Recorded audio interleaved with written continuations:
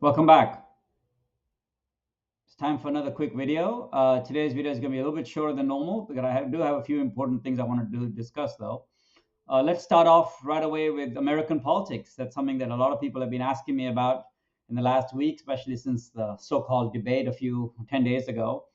And what does that mean for the world of LNG and gas? Well, I think that no matter which party wins, and I think first let me start off by saying I think it's embarrassing that as an American, that the best candidates that we could come up with the two guys on stage the other day.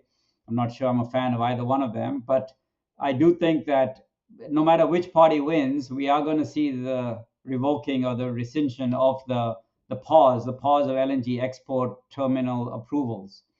Let's be clear. This is a pause again from the Department of Energy to review export applications for LNG export projects to non-free trade countries. So it's a very specific thing, but unfortunately, just the fact that the U.S. government is, for the first time, I think I can remember, actually interfering or coming in the business in a very active way of exporting American energy is a bit of a concern. Yes, the American government has always been the one to final give approval to export or not export, and America did not have oil exports for many, many years. And of course, LNG exports all have to be approved by the Department of Energy. But once those permits are usually given, the American government stays out of its way. And I think this has been part of the wonderful thing about American LNG. When we're out there marketing American LNG around the world, we can say that has relatively little government intervention, which is not what you can say about LNG coming out of the Middle East, because all of these are state national oil companies, or out of Russia, which we all know how much government intervention there is there, or even some of the European exporters, such as Equinor in Norway. I mean, that's too, you can argue, is government influence. Total has always been a French government influenced company. Eni has been that for Italy. So, the great thing we used to say about American LNG was, hey, America stays out of its way for LNG and energy exports. There's no national oil company in America. There's no national pipeline company in America. There's no national LNG company in America. And once we get the license to export, we can export anywhere we want with relatively little interference by the government. That whole story has unfortunately had a bit of a crack in it with the Biden pause that came in early this year. I don't think the Biden administration gained a lot of kudos for that. They didn't gain a lot of points with a lot of people. I think it upset its allies, it's upset the industry as a whole. It probably is going to make the Democrats lose a lot of votes in the energy belt. They probably were not going to win those anyway, but still, it doesn't help the cause at all. And it is disappointing to see people, organization like the Sierra Club suddenly say, hey, let's make the pause permanent. Because I think all the pause does is actually hurt everybody, including America, including its allies, including its foreign policy, and all the commercial companies that are trying to take advantage of it. But what's going to happen at the election? Well, no matter which party wins, the pause will be going to be lifted. I think if Trump wins, the pause will be lifted very, very quickly, and all the applications that are in the backlog will disappear very quickly, and all the renewals will happen as they expect. If the Democrats win, which I think is looking a bit unlikely after the last debate, it will be lifted. It might just take a bit more time. I think it really depends on who is the Democratic candidate at the time and what vested interest they have. If you have a politician from a non-energy exporting state, such as from California or from Michigan, they may not see the incentive to go ahead and change that, to lift the pause. If you see another Democrat come in that's a bit more interested in foreign policy, I think they'll realize that the pauses really hurt American foreign policy. But by giving more fodder to the Sierra Club, all we're doing is condemning the world in energy poverty. As I've said many, many a times, energy is one of the basic requirements for economic growth, for personal growth, for health of the world. A large part of the world, billions and billions of people live in energy poverty, even to this day. We need to give all these people energy that is affordable, that's available, and that is clean. Natural gas fits all of these very well. By making natural gas exports more difficult, all we're doing is making the energy less affordable and less available to the rest of the world.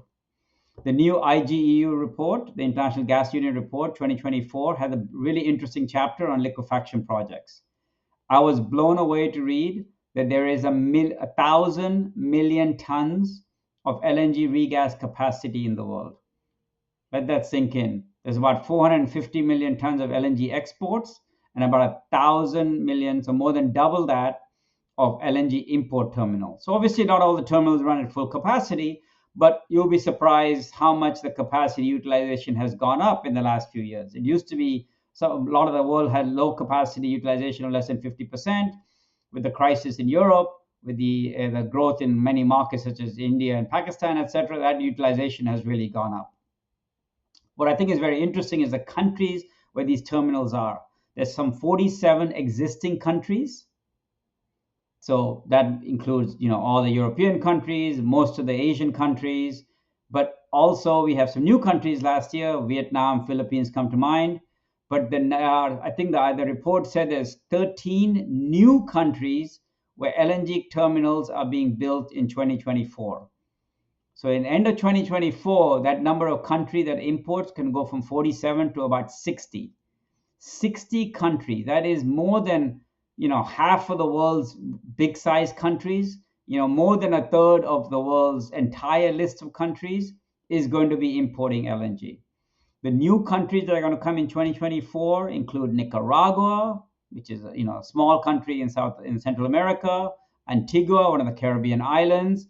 Then, relatively developed economies, Cyprus, Estonia, Australia, and then some actually surprising amount of African countries. Ghana is in that list as well. Senegal is in that list. You add other people talking about projects in South Africa and in Morocco, and suddenly you realize that LNG is a commodity that the global South is really banking on. The global South, which is a collective term for the countries that are not super rich, so the top, the bottom 120 countries or so, these countries have realized that they need energy to grow their economies, energy to provide the services to their people, energy to provide healthcare and education, etc., etc. All the indicators relate back to energy availability and energy affordability. These reports that came out a couple of years ago by the IEA and then the World Bank, that basically, I think their mandate used to be to help these countries, actually became just the opposite. It told these countries to stop investing in fossil fuels. It told these countries to stop investing in natural gas, because miraculously they're supposed to then transition their economies into hydrogen or storage or in renewable storage, etc. I mean, renewables have a place, no doubt. Distributed energy has a place in all these places, but we also need the traditional form of energy that is going to be reliable 24 hours a day, even no matter if it rains or wind blows or if it's cloudy or at night. So I am so pleased that most of these countries are choosing to ignore the advice of the IEA and the World Bank, which I think is a very bad advice. So they're ignoring it by actually investing in regas terminals. And the fact that we're going to have 60 countries importing LNG by the end of 2024 is remarkable. But let's turn that around. These are 60 countries all wanting LNG that is affordable and available, as I said. Where is that LNG going to come from? We have the existing suppliers, absolutely, but that incremental LNG has to come from America, a little bit in Canada, Qatar, which we already know about, and maybe Abu Dhabi in the Middle East. Where else are we going? Are we seeing the sure signs of new LNG supply that's going to move the needle? Is it Mozambique? Depends if the war ever ends. Is it Russia? Depends what the long-term implications of this war are, or the current Ukraine war is.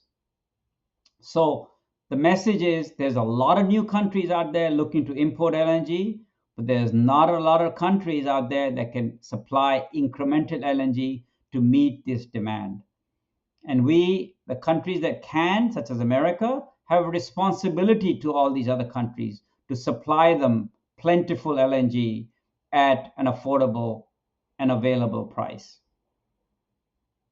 We should not take our foot off the pedal. We should continue exporting energy. LNG has half the emissions of coal.